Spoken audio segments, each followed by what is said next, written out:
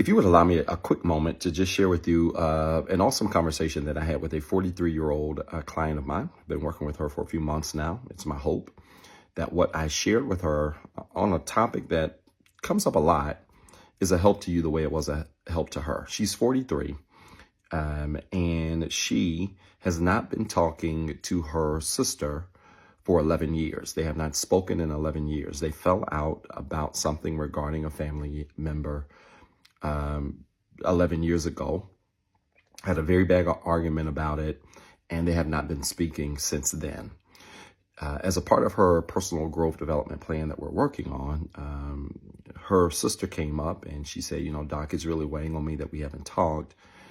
But I've grown, to have peace about the situation because I feel like I've done all I can. I said, well, if you've done all that you can, then why, and you have peace about it, then why is it bothering you? She said, well, it is my sister and I love my sister. And I said to her, you should. She said, I love my sister, but I just know I did everything that I could, and I did everything that I could to forgive her. And, whether she's asked for it or not, and I've moved on and I found peace about it. I said, no, you have not found peace. You keep saying you found peace, but we're having this conversation. I said, so let's dig deeper there. I said, you say you've forgiven her and that's all that matters. I said, did she forgive you? She said, of what? I said, you weren't at fault at all in this situation? She said that, there were some things in the situation I could have done better. There were some things in the situation that maybe I shouldn't have done, some things I shouldn't have said in the heat of that last argument we had. I said, I appreciate you admitting that to me. I said, but have you admitted this to your sister? She said, no, sir. She said, because she was the one that was wrong, the majority of the situation. I said, how do you measure the majority of wrong? I said, is wrong and right measured in terms of majority, or is just right, and wrong?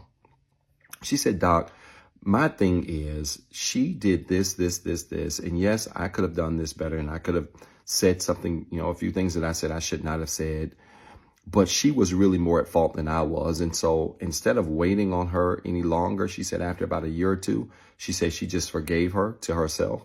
And it was important that she did that so she could release her and then move on. I said, let me say this to you. I said, let me tell you what's more important than forgiveness. What's more important than forgiveness is being honest. You have to be as honest about your role in this situation as you are trying to hold her accountable for her role.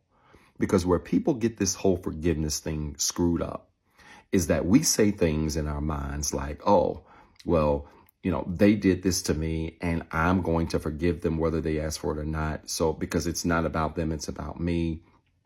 And while all of that sounds okay, it's filled with arrogance and pride. Because the reality of the matter is, in most situations, most of the times when people are upset about someone to the extent where they haven't spoken in many, many months or years, chances are there is fault on both sides. And you've got to be very careful not to use forgiveness as a manipulation tool to help you feel better about something you should be apologizing for. At that point, she starts crying.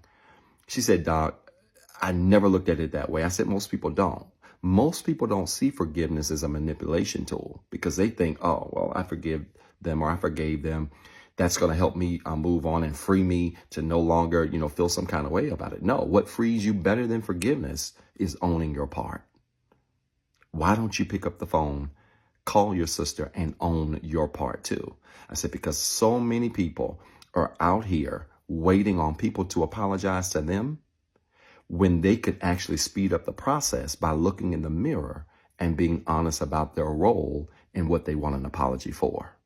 Because when we're honest about our role in what we want an apology for, then all of a sudden, we don't have to release anybody. We don't have to forgive anybody to release them or to help ourselves feel better. We can embrace our role in situations and recognize that while the other person may not have handled everything great or may not have handled things the way you wanted them to handle them, we can embrace our role in it and grow from it. I said, this really just boils down to people swallowing their pride, and operating in humility. I'm all for forgiveness, but anytime forgiveness is given to help you feel better about a situation that you also had some wrong in, it's no longer forgiveness, it's manipulation. And many of us would be well suited to be able to make things better and right with people if we stop using forgiveness as a tool to help us forget about a situation and started using forgiveness as a tool for us to be as honest with the people who offended us as we expect them to be honest with us. Because again, forgiveness without honesty is nothing more than manipulation. I hope that made sense. If it did, type church in the comments with 3 R's. And then remember, you've got 2 jobs. 1, be better today than what you were yesterday. And 2, don't forget what I told you. What's up, everybody? This is Dr. Zeb. Listen, I've been dying to make this announcement for a very long time now, and I'm pleased to say that Inspire Nation has officially launched. Yes, we finally got a Facebook and YouTube community group where we're going to have exclusive content, exclusive shorts, exclusive discussion prompts, where we're going to engage with other people literally around the world who are on the same healing journey that we're on. I need you to go find these pages right now on Facebook and YouTube.